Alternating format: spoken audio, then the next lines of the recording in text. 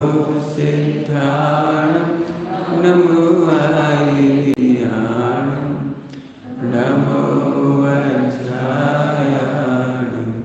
नमो लोहे सर्वसाहु।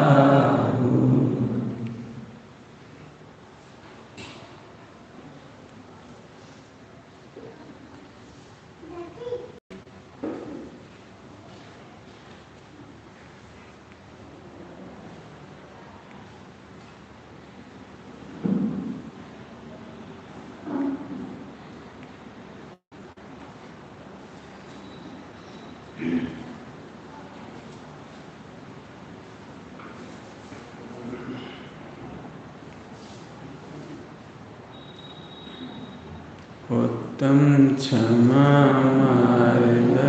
राजव भावे सत्य शौच संयम तप त्याग उपाय आकिंचन ब्रह्मचर्य धर्म रस सारे गति दुख थे काली मुगति करता।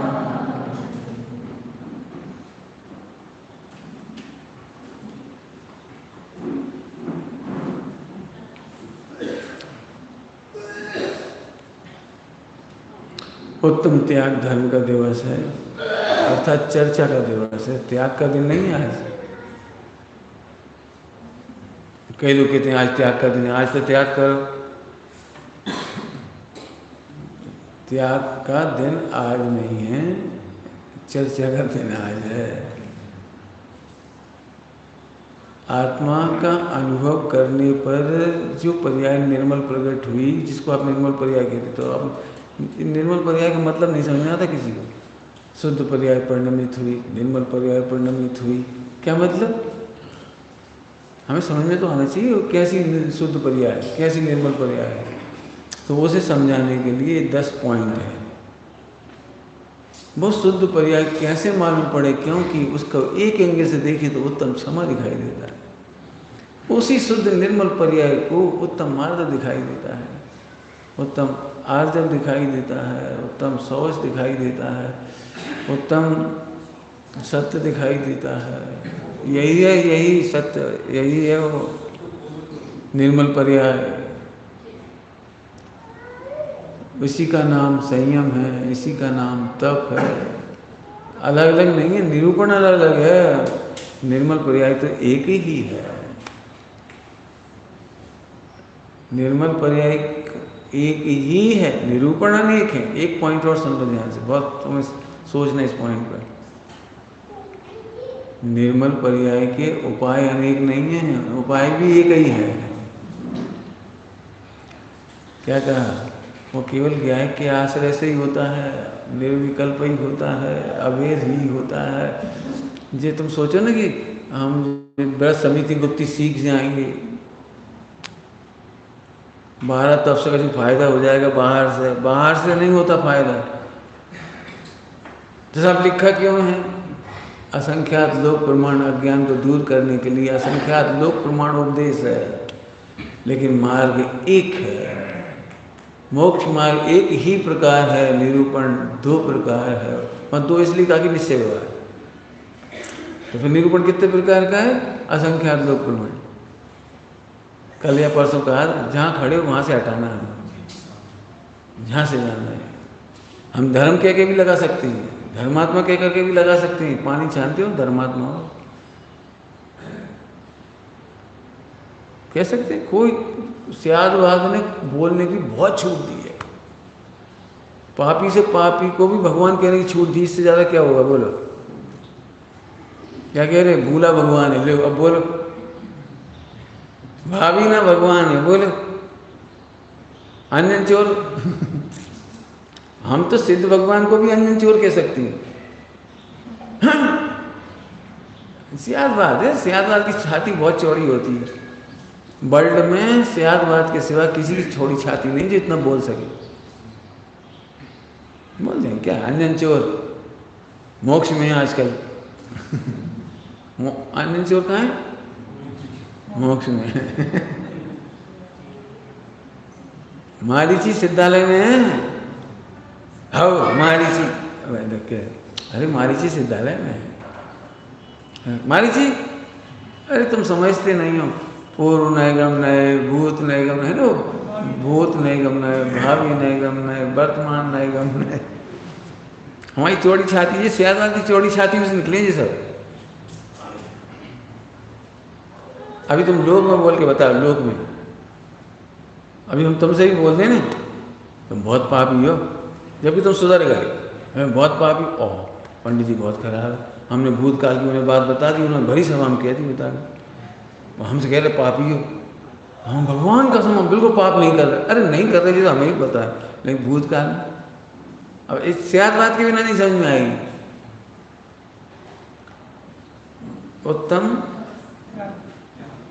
रुक जाओ। उत्तम क्षमा के प्रसंग में सियाद बात का प्रयोग किया गया है रत्नगर साहब का चार्ज में। कोई ने तुमसे कहा तुम गधा हो, सही ही कहता है, भूत नहीं गमने से। हम भूतकाल में भगवान आत्मा को भूलकर कितनी बार गधा नहीं बने, ये सही कह रहा है। ऐसा लिखा हुआ सियाद बात का प्रयोग। और यदि अब भी मैं आत्मा को नहीं जानूंगा तो भविष्य में गधा बन जाऊंगा, ये मुझे चेता रहा है। मुझे आत्मा को जान, यदि मैं आत्मा को नहीं जानूंगा तो भविष्य में गधा ना बन जाऊं। ओ बहुत बहुत धन्यवाद, आपने हमें याद दिला दिया। अच्छा हुआ तुमने हमें गधा कहकर याद दिला दिया, हमें भविष्य में गधा नहीं बनना है। और हम भूतकाल में गधा बने थे, तुम सही कह रहे हो। सारे विश्व को निर्दोष देखने की विधि है सियालवाद। ये हमसे अब उसमें और भी लिखी, बहुत गालियाँ लिखी है उसमें। ये पापी कहता है, ऐसा कहता है, वैसा कहता है, बहुत सारे शब्द लिखे हैं उसमें। दिगंबर मोहिराज के प्रसंग में जब 22 परिचय आते हैं, 22 परिचय, तो उसमें भी बहुत सारे शब्द लिखे हैं, अपन तो बोल भी नहीं सके। बहुत सारे शब्द लिखे हैं उसमें 22 परिचय के प्रसंग में। तो अभी मैं भटकना नहीं चाह रहा, मेरा विषय बड़ा है, तो उधर समझो। उत्तम त्याग माने उस पर्याय का नाम ही त्याग है। यदि त्याग नहीं तो शुद्ध पर्याय नहीं, शुद्ध पर्याय है तो त्याग है, शुद्ध पर्याय नहीं तो त्याग नहीं। अरे सब कैसी बात कर दी। कुछ तो कहो द्रवलिंगी मुनिराज को, इतना छोड़ा है उसने। भैया इसे बाहर ले जाओ, भैया उसे बाहर ही ले जाओ। बच्चे तो बच्चे ही, आराम से प्रेम से हो, वही भगवान है। बच्चे हैं, बच्चे तो बच्चे ही होते हैं।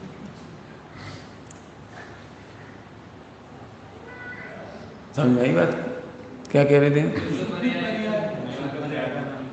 शुद्ध पर्याय के बिना त्याग हो नहीं सकता। अरे पहला वो द्रव्यलिंगी ने तकरा तो कुछ नहीं, द्रव्यान योग में नहीं रहा तो नो क्या, नो रिलैक्सेशन। हाँ प्रथमान योग में कह देंगे, हम चरणान योग कह देंगे, कोई दिक्कत नहीं। हम पूर्व नैगम में कह देंगे, भूत क्या एक चर है ना, पूर्व चर, हम पूर्व चर कह देंगे, पूर्व मार्ग कह देंगे, वो अलग बात है। तुम पूछो, हम हृदय से प्रशंसा कर रहे हैं, हम नहीं कर रहे। ध्रुव को जाने बिना हम प्रशंसा नहीं करेंगे। इसके लिए भजन है, एकड़ा बिना ना मिंडा, धिक धिक जीवन संकित बिना। इसमें पूरे चरणानियों को गाली दी है। चरणानियों को नहीं ध्यान रखना, क्रियाकांड को। चरणानियों क्रियाकांड में फर्क है, ध्यान रखना। चरणानियों और क्रियाकांड में जमीन आसमान का फर्क है। मात्र क्रियाओं का वर्णन नहीं है, मात्र उपवास का वर्णन नहीं है, मात्र पानी छानने का वर्णन नहीं है। पानी छानने से कुछ भी नहीं होता। पानी तो अन्य मतलब भी देह के स्वास्थ्य के लिए छान लेते हैं, प्रासुक कर लेते हैं, बिल्कुल मतलब नहीं है। पर्वत पर घूम के आ गए तो बहुत लोग घूम रहे हैं, डोली वाले भी घूम रहे हैं, उनके घूमने में तुम्हारे घूमने में जमीन आसमान का फर्क है। वो उसका घूमना चरणान योग नहीं है, तुम्हारा घूमना चरणान योग तब बनेगा जब शुद्धात्मा के साथ है। ध्यान रखना, चरणान योग और क्रियाकांड में जमीन आसमान का फर्क है। सम्यक दृष्टि को 4 अनुयोग होते हैं, मिथ्या दृष्टि को कोई अनुयोग नहीं होता। क्या कहा पंडित जी? हम चरणान योग का पालन कर रहे हैं, इसमें तुम्हें क्या दिक्कत? तुम करो ना, यही तुम कह रहे, कर नहीं रहे। बहुत चर्चा हो गई पहले, श्वासोच्छ्वास के लक्ष्य से ध्यान नहीं होता। आई बात समझ में आई? पहले कह रही है ध्यान, हाँ, वो उसके बाद सिद्ध नहीं होती। शुद्ध आत्मा, जैन शासन शुद्ध आत्मा से शुरू होता है और शुद्ध आत्मा पे एंड होता है। बीच में तुम्हें जो कहना है कह देना, लेकिन शुद्ध आत्मा गायब है तो सब कुछ गायब है। ऐसी खतरनाक बात लिखी है, मैंने ज्ञानार्णव ग्रंथ में पढ़ी है, लेकिन वो नीचे फुटनोट देते ना, कुछ कुछ जगह बच जाती थी, एक ब्लॉक डाल देते हैं। तो एक ब्लॉक पढ़ा है मैंने पुराने ज़माने का ज्ञानार्णव में, उसमें जैन सिद्धांत प्रश्नोत्तर है, किसी ग्रंथ का है वो। मैं तो पढ़ के ही चौंक गया था, जब मैं बहुत छोटा था, 16-18 साल का, 14-16 साल का था, तब पढ़ा था। चौंक गया, कहा कह रहे, उसमें ऐसा लिखा है, सम्यक दर्शन के बिना अणुव्रत महाव्रत का पालन करना ठटरी का श्रृंगार है। क्या क्या लिखा है? ठटरी समझते हो? Dead body. कितनी खतरनाक बात, इतनी छोटी उम्र में। श्रीमद जी ने कितना लिखा, वो सब क्रियाकांड का निषेध है, क्रिया जड़त्व का निषेध है, चरणानियोग का निषेध नहीं। ध्यान रखना, चरणानियोग पूज्य है, क्रियाकांड पूज्य नहीं है।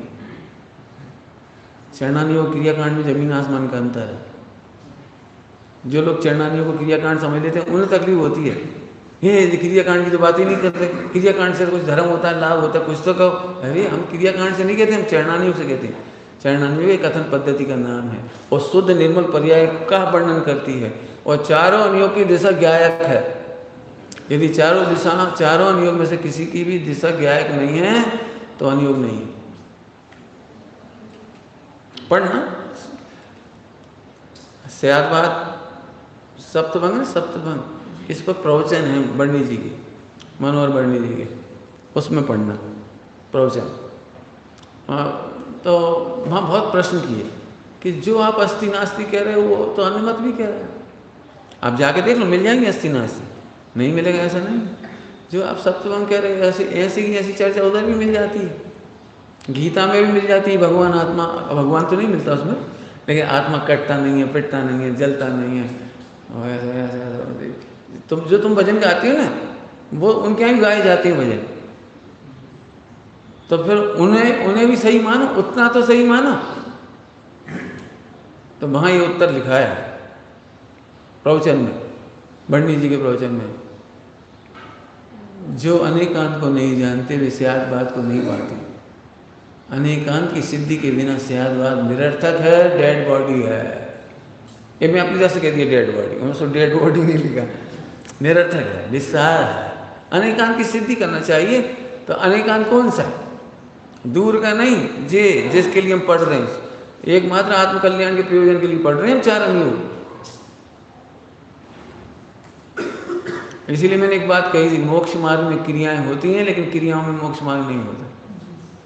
मोक्ष मार्ग क्रिया होती ही है और शुद्ध ही होती है, और जैसी लिखी वैसी होती है, जैसी लिखी है वैसी होती है, लेकिन वैसे करने से नहीं होती।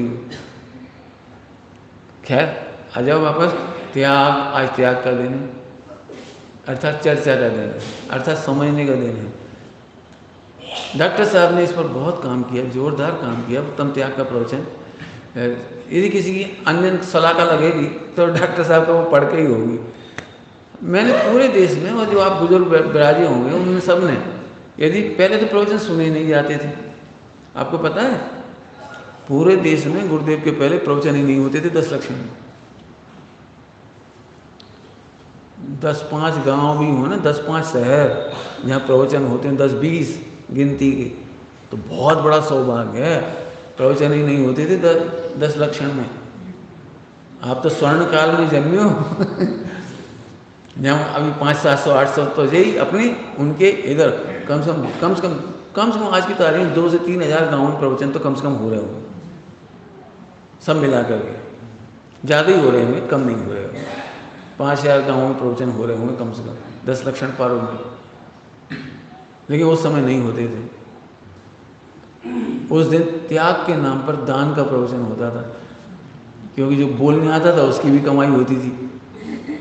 बोलने आया था ना, उसकी भी कमाई होती थी और समाज की भी कमाई होती थी। लगभग 90% मेरे पास आज के दिन पूरे देश में प्रवचन करने जाता हूँ तो कोई ना कोई ट्रस्टी आ ही जाता है, पंडित जी आज त्याग का दिन है। तो क्या कह रहे, हाँ समझ गए हो गए। देखो इतना पैसा खर्च है, ट्रस्ट है, ऐसा है वो, थोड़ा आप एक स्कीम है, एक ऐसा है, एक वैसा है, आप बता दें थोड़ा सा। मैं तो नहीं बताऊंगा, मैं नहीं बताऊंगा।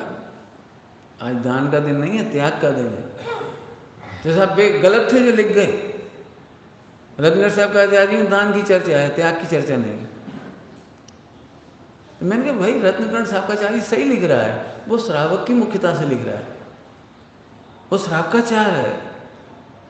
भगवती आराधना में लिखा हो तो बता दे, मूलाचार में लिखा हो तो बता दे, तत्वार्थ सूत्र की टीका में लिखा हो तो बता दे। जो वैसे सामान्य टीका किसी ने घुसा दिया वो अलग है। घुसा देना मतलब जब मुनि राजा के प्रकरण में 10 धर्म आए तो वहाँ कैसे आ जाएगा वो दान? अभय दान आ सकता है, ज्ञान दान आ सकता है, बाकी तो नहीं आ सकता ना। वो भी उपचरित आएगा, संबल निद्रा के क्षेत्र में नहीं आएगा वो। आई बात समझ में? तो सफर आप दान के विरोधी? बिल्कुल नहीं। त्यागी ही दान कर सकता है, त्यागी में ही दम है दान करने की, बाकी दान कर कहाँ सकते हैं। जब भी कोई कहता था ना हमने 1 लाख रुपए दान दिया तो गुरुदेव कहते कहाँ दिया तुमने दान? मिथ्या तो लिया तुमने, मिथ्या तो लिया, मैं देता हूँ। पैसा तुम देते हो, पैसा तुम कैसे देते? पैसा का क्षेत्र से क्षेत्रांतर हुआ है। पंच परावर्तन में पुद्गल परावर्तन में उसका एक परावर्तन हुआ है। तुमने कहाँ दिया? हाँ तुमने उसका विकल्प किया, तुमने उसका राग किया, सो तुमने आश्रम बंद किया। ज़्यादा से ज़्यादा उसका फल पुण्य है मंद कसाय होगी तो, और अहंकार से दिया है तो विष रूप ही परिणमित हो जाएगा। तो फिर दान नहीं देना चाहिए। अब ये गजब बात कहता हूँ, सुनने जैसी बात है। पूरे हिंदुस्तान में परमार्थ की बात करने पर दान बरसता था और बरसता है। आज पूरे एक काम करो, ये पूरे मधुबन में जाके देख आओ, जितने मंदिर हो, जितने ट्रस्टी हो, जितने समाज हो, जितने भी कार्यकर्ता और जो भी हों, जो भी पूरे मधुबन में, सबको यही अचंबा है कि ये 1.5-2 साल में बन कैसे गया। बहुमत नहीं, मुट्ठी भर है मुमुक्षु। और एक बात बोलूं, वर्ल्ड रिकॉर्ड जाके देखे हैं ना पूरे में। हमारे पंच कल्याणकों में हम जानते भी नहीं कि कौन बोली ले रहा है, और 100% पैसा वसूल हो जाता है। और हिंदुस्तान के किसी पंच कल्याणक का 100% पैसा वसूल नहीं हुआ। देखिए अब जाके दूर वाले तो दे जाते होंगे भले ही, लेकिन लोकल वाले नहीं देते। लोकल वालों में भी जो ट्रस्टी ले लेते ना बोली, वे नहीं देते, मुझे पता है। क्यों नहीं देते? ये तो अपने घर का ही है, इसलिए। दूर वाले कदाचित दे जाएंगे पैसे, पास वाले हर गांव में समस्या है। मोक्ष मंडल में ये प्रॉब्लम नहीं आती। जी कह रहा हूँ, क्यों? त्याग को जानने वाला ही दान कर सकता है। तो साहब आप दान की प्रेरणा नहीं करोगे? बिल्कुल नहीं करेंगे। हम तो त्याग की प्रेरणा करेंगे, उत्तम त्याग कर देने। डॉक्टर साहब ने बहुत खुलासा किया, उसे रिपीट नहीं करना चाह रहा। मोह का त्याग करो, ममत का त्याग करो। जब पैसा में ममत का त्याग कर दिया तो दान तो अपने आप ही होगा। क्या कहा? फिर से बोलता हूँ, पुण्य के उदय की सामग्री तुम्हारी नहीं है। क्या बोला मैंने? पुण्य की उदय की सामग्री है, तुम्हारी नहीं है। जितने जो पैसा मकान दुकान है ना, जो भी, वो पुण्य के उदय की सामग्री तुम्हारी तो है नहीं। अब तुम ममत त्याग करो, ममत त्याग करो। मैंने ये मेरे लिए नहीं है, मेरे काम की नहीं है, मेरे हित में नहीं है, मेरे सुख के लिए नहीं है, मेरे ज्ञान के लिए नहीं है, मेरे दर्शन के लिए नहीं है। थोड़ा करो प्रैक्टिस, और फिर ये मेरे लिए मोक्ष मार्ग में बाधक है। आज किसी काम की नहीं, ले जाओ, ये ले जाओ। एक मंदिर बन रहा है, चलो अच्छा है, मंदिर में लग जाएगा। क्या है? ये नरक जाने वाले खा रहे। नहीं समझ में? कौन खा रहा है? जिंदगी को जाने वाले खा रहे। नहीं समझ में आई कौन? बताओ, अरबपति बाप का बेटा और टीवी देख रहा है, भोगों में लगा है, मोबाइल देख रहा है, इधर उधर भटक रहा है, पी रहा है, खा रहा है, बाप के पैसे से खूब मोटर गाड़ी दौड़ा रहा है, कार दौड़ा रहा है, लड़की बाजी कर रहा है। तुझे बाप का पैसा सार्थक हो रहा है? सार्थक हो रहा है बाप का पैसा? बताओ, यदि वो सम्यक दृष्टि है, वो समझदार है, गांधारी की तरह आंखें नहीं बंद कर रही उसने।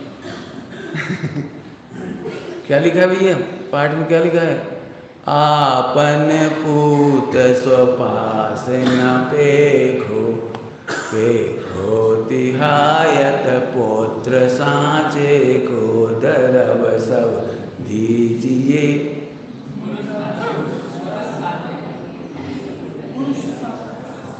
हमने क्या बोला? पुत्र सांचे को दरब सब दीजिए। ये नहीं लिखा पुत्र सांचे को, पुरुष सांचे को। हाँ, जो आत्म पुरुष कहते हैं आत्मज्ञानी को, नपुंसक को, बाकी को नपुंसक लिखा है लक्षण शैली में। लक्षण शैली कहलाती है। जो सम्यक दर्शन नहीं करते, भेद विज्ञान नहीं करते, उन्हें नपुंसक कहा है। चरणानियों की शैली में जो त्याग बैराग नहीं ले सकते, वे नपुंसक हैं। चरणानियों की शैली में जिनसे रात्रि भोजन तक नहीं छूटता, यही नहीं छूटता है, अरे नपुंसक। चरणानी में उसको नपुंसक कहा जो त्याग नहीं करते। कर्णानी योग में जो कसा चौकड़ी नहीं जीतते, वे नपुंसक हैं। द्रव्यानी योग में द्रव्य स्वभाव की दृष्टि नहीं करते, विश्वास नहीं करते, वे नपुंसक हैं। चारों नियोग में नपुंसक की परिभाषा है। समझ में आ रही बात नहीं है? हाँ, पुरुष सांचे को दरब सब दीजिए। अब दान का तो मेरा बहुत बड़ा प्रकरण है, पहले सुना चुका हूँ। बहुत अच्छा प्रवचन, बहुत व्याख्यान में दान के ऊपर, त्याग के ऊपर सब पहले कर चुका हूँ, इसलिए रिपीट नहीं कर रहे हैं उसको। मुझे कुछ और कहना है, वो अभी कहना है। दान का प्लान बनाना चाहिए। 1 घंटे का प्रवचन है दान का प्लान। मेरा पैसा फालतू नहीं है। मैंने अपना जो पैसा कमाया है वो बहुत बहुत गरिष्ठ पैसा है। वो आज तक मैंने उसका 1 पैसे का भी दुरुपयोग नहीं किया, और उस पैसे में से, अपनी कमाई में से, घर वालों को 1 पैसा नहीं दिया। अरे साहब, आप बहुत दुष्ट हो। मेरे लिए तो पुरुष सांचे चाहिए। यदि एक भी बच्चा हिंदुस्तान में है, एक भी बच्ची ब्रह्मचर्य लेना चाहती है, तो मेरी पहली अनुमति ये है, सोच ये है कि नौकरी नहीं करना। 1 पैसा ना हो तो भी नौकरी नहीं करना, उसकी जिम्मेदारी मेरी है। पूरा जीवन रक्षा करेंगे हम तुम्हारी। एक विधवा हो गई महिला, और यदि वो विवाह नहीं कर रही, सतियों के गुणों का पालन कर रही है, भले उसे कुछ नहीं आता है, मंदिर मात्र जाती हो, तो भी उसके जीवन भर का खर्चा हम देंगे।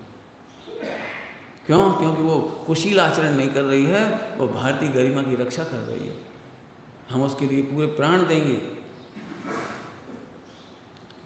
बिल्कुल स्पष्ट कह रहा हूँ, कोई भी भाई बहन, वर्ल्ड वाइड कह रहा हूँ, वर्ल्ड वाइड, यदि सील का पालन करते हैं, सम्यक का प्रयास करते हैं, समाधि की तैयारी करते हैं, इन 3 उद्देश्य के लिए मेरा धन का 1-1 पैसा है। आज तक मैंने फालतू खर्च नहीं किया उसके लिए। इसीलिए मेरे पास दिखावे के कपड़े नहीं है, एक चीज़, एक चिंदी नहीं है, दिखावे की एक भी सामग्री नहीं है।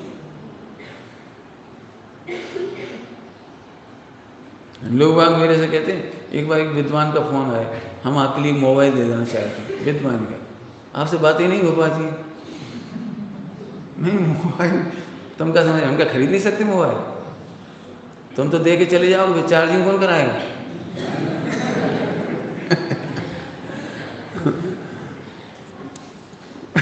और चार्जिंग भी हो जाएगी, और इंटरनेट से जुड़ी हुई चीज़ें होंगी, परिणाम भ्रष्ट होने में निमित्त बन गए, तो क्या करेंगे हम नहीं चाहिए। रहता कोई ना कोई, फोन तो लग जाते हैं, उसमें क्या है, फोन में क्या रखा है, सूचना मिल जाती है हम क्यों करें? जिंदगी के 4-5 घंटे खराब हम नहीं कर सकते पर डे। समझ में आई बात भैया? बहुत सोचना। तुम्हारी पुरुषार्थ सिद्धि उपाय की 170 नंबर की गाथा पढ़ना, क्या लिखा है उसमें? दान देने जाने लायक वस्तु क्या है? सुन लेना सभी लोग, दान दिए जाने लायक वस्तु क्या है? जिससे ज्ञान वैराग्य की हानि ना हो, ऐसी वस्तु देना चाहिए।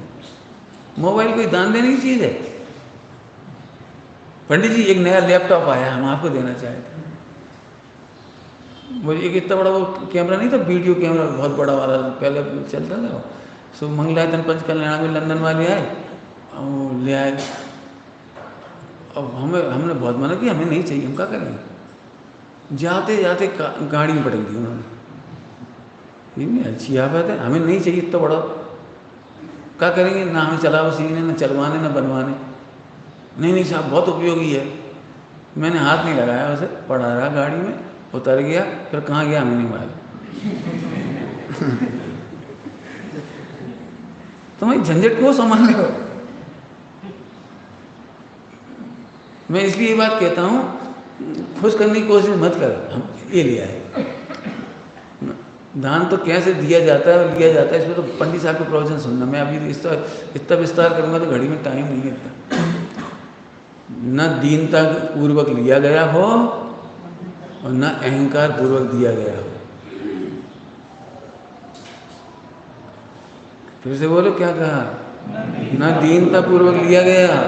दीनता का प्रवचन करने में मुझे 1 घंटा चाहिए। अभी शब्द है दीनता, 1 घंटा प्रवचन करें तब। वो सेठ जी, वो सेठ जी ये दीनता है। इस चीज़ देख कर सेठ जी की याद आना दीनता है।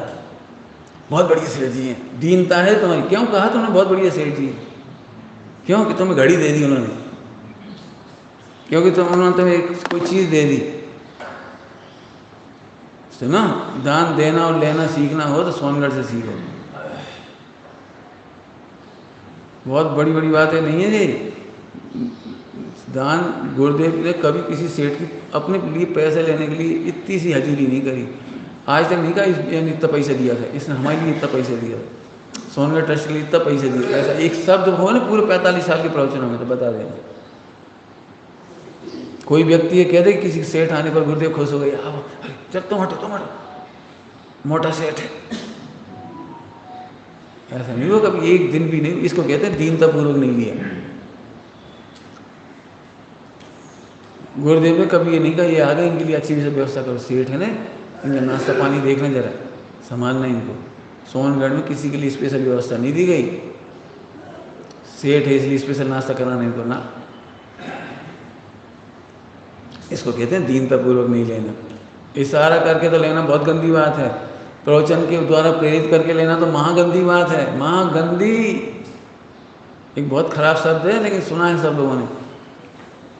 ऐसा दान है खून बराबर जिसमें खींचा तानी। सही बताना ईमानदारी से, कितने लोग होंगे जो इसका पालन करते होंगे? नहीं सेठ जी तब देनी पड़ेगी, इतना देनी पड़े, अरे ले ले ले, और वो देना नहीं चाह रहे, लेना चाहिए, है क्या?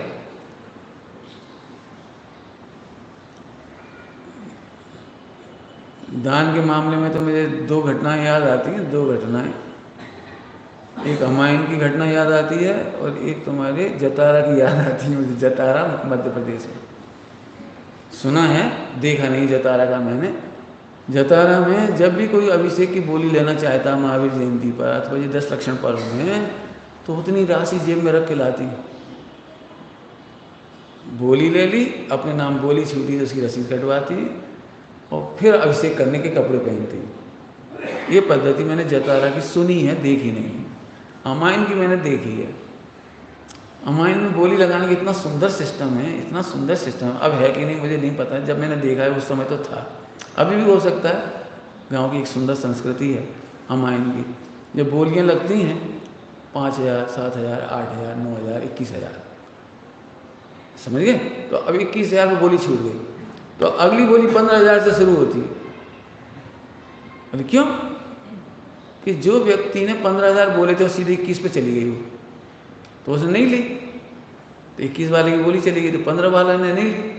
तो 15 वाले का सोचना ये है कि मेरा संकल्प तो हो ही गया है, यदि बाई द वे छूट जाती तो मुझे तो देना ही थी, यदि मेरे नाम पे छूट जाती तो देता ना मैं। तो संकल्प की राशि घर में नहीं रख सकता मैं। तो अगली बोली 15 से स्टार्ट होती है। इसमें बहुत फायदा होता है, मैं बहुत पक्षधर हूँ इसका।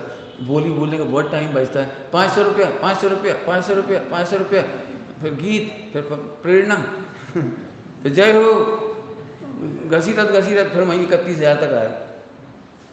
बोलो 15 से शुरू, और किसी को 1 2 3 छुट्टी। बाबू भाई जी ने जो बोलियां लगाई हिंदुस्तान में, वो लगाने का सिस्टम किसी के पास नहीं है, बहुत कम है। मैंने ऐसे है तो जतीश भाई जी ने उन्हीं से सीखा है, अभिनंदन भाई साहब ने उन्हीं से सीखा है, बात सही है। लेकिन उतनी जितनी उनके पास, मालूम दान देने वाले उनके कमरे में जाते थे, गिड़गिड़ा देते थे, जी बोली हमें चाहिए, जी बोली हमें चाहिए। तो तुम कितने तक लेना चाहती हो? ठीक, लिख लिया, उनकी राशि लिख ली, तुम कहाँ तक ले सकते हो लिख ली। बोली करने स्टार्ट हुए, मैं तो देख के तंग रह गया, बोली करना स्टार्ट। हाँ भाई बोलो, घोड़ा ध्वज की बोली कैसे रही है? ध्वज की बोली 5,000 से स्टार्ट हो रही है, 5,000, 8,000, 11,000, 21,000, 1 2 3। ये मैं इतनी जल्दी कैसे हो गया? तो उनके पास पहले से लिखे रखे, कोई को बढ़ाना तो बढ़ा नहीं सकते। छुट्टी गुरुदेव के प्रवचन 1 मिनट आगे पीछे नहीं हुए पंच कल्याण बोली, 2 मिनट से ज़्यादा नहीं लगते थे, 2 मिनट से ज़्यादा पूरी बोली दार दार दार दार। इसलिए लोग उनका लाइन लगाते थे, भैया हमारी तो बोली नहीं मिली, हमें तो किसी लाभ नहीं मिला, हमें भी तो मिलने दे। भैया देखो अब जिनवाणी छप रही है उसमें ले सकते तुम्हारे, बता रहे बोल जा। तो जिनवाणी की बोली ऐसे फटाफट आ जाती, ऐसे नहीं इकट्ठी करने, वो तो लिस्ट सुना देती सीधी सीधी। देखो भाई अब साधन वात्सल्य का नाम है, तुम्हें आए हो लेट आए हमें नहीं मालूम, भोजन में देना दे, नहीं देना अच्छा। अब सोचो, तुम कहते हो परमार्थ की बात सुन करके दान नहीं देंगे लोग, हम दान को धूल कहेंगे से कोई दान नहीं देगा। ये चमत्कार है परमार्थ का।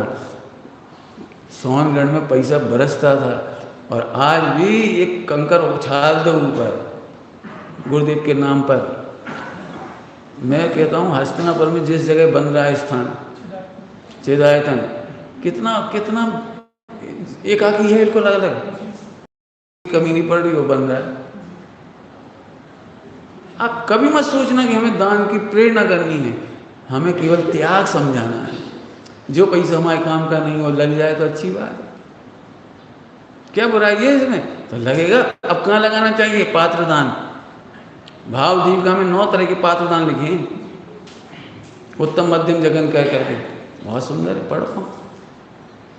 हम तो अपने दान, मैं तो दान पे बहुत बोलता हूँ, मैं अभी नहीं बोलूँगा, मैं बोल चुका हूँ पिछले प्रवचन में, इसलिए मुझे त्याग की चर्चा पे वजन देना थोड़ा सा, मेरा टाइम ना हो जाए, इसलिए त्याग समझो। दान तो वो क्या कहें, समझ में आ गई बात?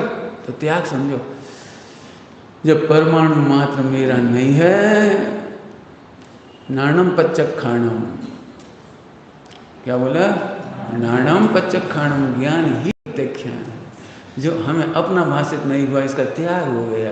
त्याग हो गया, अब एक बार त्याग तो हो गया, लेकिन वेस्टेज तो नहीं करेंगे। ठीक है हमारे काम की नहीं, लेकिन वेस्टेज तो नहीं करेंगे। तो ज्ञानी सदुपयोग में लगाते हैं, भाई इसका नाम दान है, सदुपयोग करेंगे। बस थोड़ी देर पहले इशारा कर दिया, नारकियों को क्यों दें? मैं तो यदि घर गृहस्थी वाला भी होता है ना, मेरे बच्चे होते, तो मैं 1 पैसा भी नहीं देता हूँ। क्यों नहीं देता?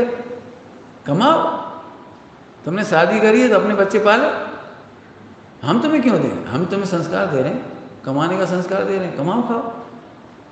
साहित्य में लिखा है, साहित्य में, पिता की संपदा पुत्र भोगे तो ऐसा पाप है मानो माता के साथ भोग करता हो। पिता और पिता की संपत्ति पिता के समान पूज्य है, माता के समान पूज्य है, ऐसा लिखा है। इसलिए वो अपना दान दे करके चले जाते हैं, कोई संस्था बना के चले जाते हैं। मोह रहित व्यक्ति ऐसे धन का सदुपयोग करके चला जाता है। वो बेटा कहता है हमें आपने क्या नहीं दिया, आपने हमें शरीर दे दिया, संस्कार दे दिए, समाज दे दिए, संस्कृति दे दी, सम्यक दर्शन का मार्ग दे दिया, हमें आपसे सब कुछ मिल गया, हमें आपसे कुछ नहीं चाहिए, आप जहाँ लगाना चाहते लगा दो। फिर भी दान की परिपाटी कैसी है वो रत्न सापाचार्य जी में लिखी है, वो वहाँ पढ़ लेंगे। लेकिन भोगियों के लिए तो ये धन खर्च नहीं होगा, हम जोड़ेंगे नहीं। और इसीलिए त्यागी जीव पैसा नहीं कमाता, जोड़ता नहीं है, सोना चांदी नहीं रखता। क्यों नहीं रखता? कि हमें ज़रूरत कितनी थी, आप काय किसके लिए कर रहे हैं ये तो बताओ। मेरे पास इतने ऑफर हैं कि आप मेरे से दान ले लो, हम बहुत पैसे देना चाह रहे हैं, बहुत लोगों के ऑफर है मेरे पास, तो मैं करूँ क्या उस दान का? कि नहीं साहब कहीं पात्र दान लगा देना।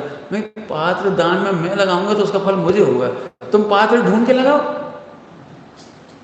मैंने कोई ठेकेदारी ली कि तुम्हारी? नहीं साहब आपको नज़र में है। अरे मेरे नज़र में तो मैं दे दूंगा, तुम पात्र को ढूंढना सीखो। तो पंडित साहब के पास एक प्रश्न आया, हमें पात्र दिखाई नहीं देती। तो पंडित साहब कहते सम्यक दर्शन करो, तुम्हें पात्र नहीं दिखते, तुम्हारे घर में तुम्हारी संतान है।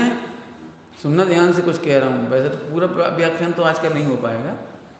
तुम्हारे घर में संतान है, उससे कहो व्यापार मत करो, इतना पैसा है अपन भोग लेंगे आराम से, जाओ स्वाध्याय करो, सत्संग करो। मैं सच कहता हूँ, मेरे पिताजी का मेरे ऊपर इतना बड़ा उपकार है, उन्होंने व्यापार में नहीं लगाया। पहले पाठशाला पढ़ाई मुझे, जब मैं छोटा था, पाठशाला जाने के लिए कभी मना नहीं किया, शिविर में जाने से कभी मना नहीं किया। यदि मैंने कहा मुझे शिविर में जाना है तो एक दिन भी मना नहीं किया। मैं सोनगढ़ भी 16 साल की उम्र में मम्मी के साथ अकेला चला गया था, उस समय सन 80 में चले गए थे। पिताजी ये लिखा मत जाओ, मम्मी भी चली गई, अब घर में रोटी कौन बनाएगा, बन जाएगी तुम तो जाओ। मैंने मुझे इतना अच्छा लगता है, मैं तुम सबसे कुछ कह रहा हूँ, बच्चों को धन कमाने की विधि तो भी अपने आप सीख जाएंगे। तुम तो ज्ञानार्जन की विधि सिखाओ, धनार्जन तो अपने आप। सही बताऊँ एक बहुत अच्छी भाषा, धन तो ज्ञान की चरणों की धूल है, अपने आप दौड़ती है पीछे पीछे। आपको पता है पुण्य पाप की परिभाषा? पुण्य पाप की परिभाषा ध्यान रखना, मैं बेवकूफ़ बनाने के धंधे नहीं कर रहा हूँ। तुम 1 पैसा दोगे तो 10 लाख मिलेगा, ये तो धोखेधड़ी है। मैं बेवकूफ़ नहीं बना रहा हूँ आपको, ऐसा दान देना कि तुम पैसा मिलेगा। हट, हमारा तो त्याग पे भजन है। सुनोगे यार, तुम सोचते ना हमने पुण्य के उदय में अच्छा व्यापार चल रहा है, ग्रंथों में से पाप का उदय लिखा है। पाप के उदय में तुम्हारा अच्छा व्यापार चलता है, खूब व्यापार फैलता है, तुम्हें 1 मिनट समय नहीं मिलता स्वाध्याय का। ये बेचारे दुर्भाग्यशाली मोड़ा मोड़ी सच इतनी दया आती है देख के, पंडित जी हमारा लड़का हाईटेक बीटेक और क्या क्या पढ़ते हैं, MBA और क्या क्या पढ़ते हैं, IIT सॉफ्टवेयर इंजीनियर। मुझे देखते सुनते से ही कान में दर्द होने लगता है। बेचारा 12 घंटा तो इसके जी खा जाएगा। 12 घंटा की नौकरी, ठीक है 50 लाख मिल जाएंगे। 50 लाखों का तेल डालें,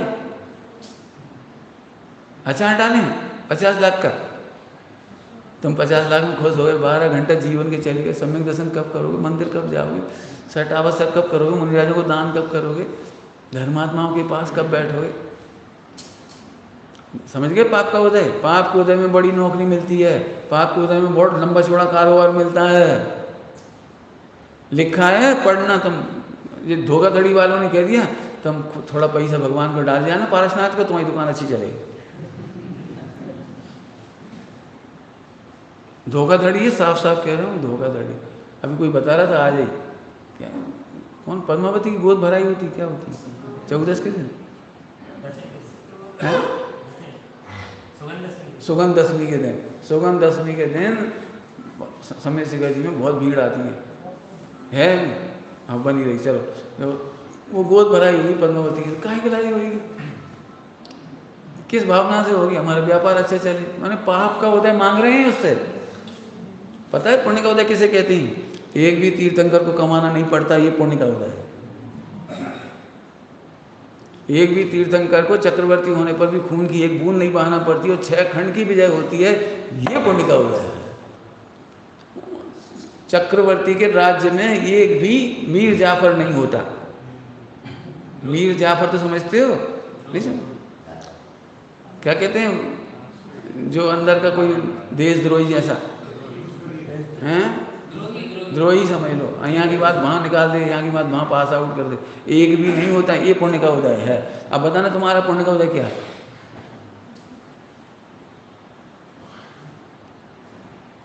शादी होती है तो यहाँ से पाप के उदय वाली पत्नी मिलती है, सुंदर हो तो भी पाप का उदय, खराब हो तो है ही। अब पति भी ऐसे ही मिलता है उसे, दो ही पाप की उदय वाली होती, बेचारी माथा मार मार के कोई आत्महत्या कर लेता, कोई जिंदा रह जाता, तो मरता रहता है। ये पाप के उदय हैं, आप क्या समझ रहे हो? स्त्री पति को कोई बाध्यता नहीं करती, इसका नाम पुण्य का उदय है। तुम आत्मकल्याण करना चाहो करो, सत्संग में रहना है रहो, मंदिर में जाना है जाओ, स्वाध्याय करना है करो। हम तो इतने में कृतार्थ हो गए कि जम्मू स्वामी मिल गए हमें, इसका नाम है पुण्य का उदय। ऐसी पत्नी मिली उन्हें, जम्मू स्वामी बनने से नहीं रोका, ये इसको कहते हैं पुण्य का उदय। अर्गला शब्द है, अर्गला साहित्य में अर्गला शब्द है, नारी पुरुष की अर्गला है। अर्गला मतलब पैरों की बेड़ी है, तुम चाहते भी हो तो वो नहीं जाने देती हैं, रोने लगेगी, गाने लगेगी, फिर ज़्यादा ही हो गए तो फिर तुमने सारी क्या करी थी? पहले कह देते हम कहाँ जाएं, हम मर जाएं। ध्यान रखना, नारी दोषी नहीं है, दोषी तुम हो जे कह रहे हो। तुमने इतना पुण्य नहीं बांधा कि अर्गला स्वरूप पत्नी नहीं मिलती। पुण्य बांधा नहीं, कौन ने मना किया? नहीं आप बचा लो, हम क्या बचा लें? तुम अपने आप को नहीं बचा रहे, हम क्यों बचा लें? बहुत देखो स्पष्ट भाषा है मेरी, कड़क भाषा है। बहुत समझो भाई, बहुत समझो। पुण्य इसको कहते हैं, उसको नहीं कहते पुण्य। जो तुम अभी निकल के आ गए ना व्यापार छोड़ के, ये है तुम्हारा पुण्य का उदय। और व्यापार में लगे रहते, और बढ़ जाता और बढ़ जाता। खुद बोलो पारसनाथ भगवान की जय। डर रहा मैंने तो अपने घर में भतीजों से कहा है, मैं कभी नहीं चाहता कि तुम फर्स्ट रैंक पास हो, नंबर 1। मैं कभी नहीं चाहता कि तुम इतने टैलेंटेड बन जाओ कि अमेरिका चले जाओ। मैं कभी नहीं चाहता। मैं चाहता हूँ इतने गधा बने रहो कि समाज के काम के ना रहो, दुनिया के काम के ना रहो, इतने गधापना रखो। हाँ, अपना कल्याण जरूर करना। तुम सम्यक दर्शन करोगे, मुझे बहुत खुशी होगी। ये मैंने रखी है, कह रखा मैं, मुझे इसमें खुशी होगी। नहीं कमा पाओगे कोई दिक्कत नहीं, तुम फटे कपड़ा पहनो, मुझे खुशी होगी। न्याय नीति का कमाए खाओ, बहुत अच्छा लगेगा। तुम सत्संग में जाते रहोगे, मंदिर जाते रहोगे, मुझे बहुत अच्छा लगेगा। मुझे गर्व करूँगा, गर्व कि मेरा भाई न्याय नीति वाला है, भतीजा न्याय नीति वाला है। और तुम 10-50 लाख में लुटपिटा का कह रहे हो पैकेज एज पैक कर दे, उसका नाम पैकेज। कोई अपने बच्चों की हत्या मत करना, ये कह रहा हूँ। मैं तो हमेशा कहता हूँ बनियों को पैसा में क्या है, हाथ का मैल अपन कमा लेंगे चाहे जब, सम्यक दर्शन करेगा। अब समझ में आए सम्यक दृष्टि को पुण्य का उदय किसे कहते हैं? साथी से पुण्य इसको कहते हैं। कहाँ है पुण्य का उदय तुम्हारे पास? नौकरी ऐसी मिली, व्यापार ऐसा मिला, शरीर ऐसा मिला, घर ऐसा मिला, कोई काम का ना दीन का, और जब हम खुश हो रहे। हाँ पंडित जी, पारसनाथ की कृपा है। अब टाइम हो गया इसलिए मैं रोक रहा हूँ। बस एक बात कह करके सुन लो, पहले से सुनाई मैंने, नहीं फिर सुना दिया, सुन लो अच्छी तरह से। सब लोग कहते हैं पारसनाथ की कृपा से हमारी दुकान अच्छी चल रही, पत्नी अच्छी है, बच्चे अच्छे हैं, आदि आदि। ठीक, तो मैं कहता हूँ तुम सम्यक दर्शन करो, फिर समझ में आएगी क्या है। फिर क्या उसके बाद क्या हो जाएगा? सम्यक दर्शन हो जाए तो क्या हो जाएगा? क्या पारसनाथ की कृपा से स्त्री पुत्र आदि नहीं मिलेंगे? मैं सुन लो पहले, पारसनाथ की कृपा जिन पे होती है उनके कपड़े तक उतर जाते हैं, चलती दुकान बंद हो जाती है, नौकरी छूट जाती है, बीवी बच्चा तक छूट जाते हैं, यहाँ तक कि केस तक उपाड़ लेता है वो। और फिर बिस्तर पे सोने का नहीं मिलता, जमीन पे सोता है वो। पारसनाथ की कृपा ऐसी होती है, समझ में आई तेरे? हैं तो हम अच्छे।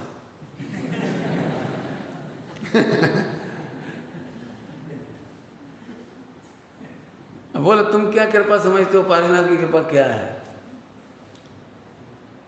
ये सब लिखा है चरणानियों में, प्रथमानियों में। अरे वो तो भौंदुओं को लिखी है, पैसा मिलता है जा, तो नहीं मिलता। सुन, भौंदुओं को नहीं मिलता, ज्ञानियों को मिलता है। तो ज्ञानियों को पुण्य के उदय में इतनी वैभव सामग्री क्यों मिलती है? प्रश्न हो सकता है। प्रथमानी योग से पूछो या चरणानी योग से, लिखा भी है, मुझे सब पता है। चरणानी प्रथमानी सब तरह की प्रलोभन दिए गए हैं। प्रलोभन कहना टोडरमल जी लिखा है, कभी कभी लोग कसाय करा करके भी धर्म में लगा देते। टोडरमल जी लिखा है, क्रोध करा के भी धर्म में लगा देती, लगाती जैसे बने वैसे लगाएंगे हम धर्म में। लिखा है मुझे पता, लेकिन आज परमार्थ की बात है, त्याग की बात है, मिथ्या त्याग की बात चल रही ना। मिथ्या त्याग है, मिथ्या का त्याग कर तो क्यों मिलता है बोलो? सम्यक दृष्टि धर्मात्माओं को पुण्य का उदय की सामग्री क्यों मिलती है? ताकि उन्हें आत्म साधना के लिए एक दिन भी कमाने नहीं जाना पड़े, एक दिन भी अकाउंट नहीं रखना पड़े, एक दिन भी हिसाब किताब नहीं रखना पड़े, एक दिन भी पत्नी को मनाने में टाइम खराब ना करना पड़े। नहीं नहीं नहीं, रूठो मत, रूठो मत, मैं तुम्हारा प्राण हूँ, तुम मेरी जान हो, है चूल्हे में गए। एक मिनट नहीं मनाते तीर्थंकर। तीर्थंकर अपनी रानियों को, चक्रवर्ती अपनी रानियों को एक दिन ही मनाते। क्या समझते तुम? इसको कहते हैं पुण्य का उदय। माने उनकी आत्म साधना का एक मिनट बर्बाद नहीं होता है, इसका नाम पुण्य का उदय है। इसका नाम पुण्य का उदय नहीं है जो मिलता है। किसका नाम पुरुष है पता है? पहले समझना भैया, समझना हो। मिथ्यात का त्याग करो, मिथ्यात का त्याग। दान का भी स्वरूप समझो और त्याग का स्वरूप भी समझो, विचार में।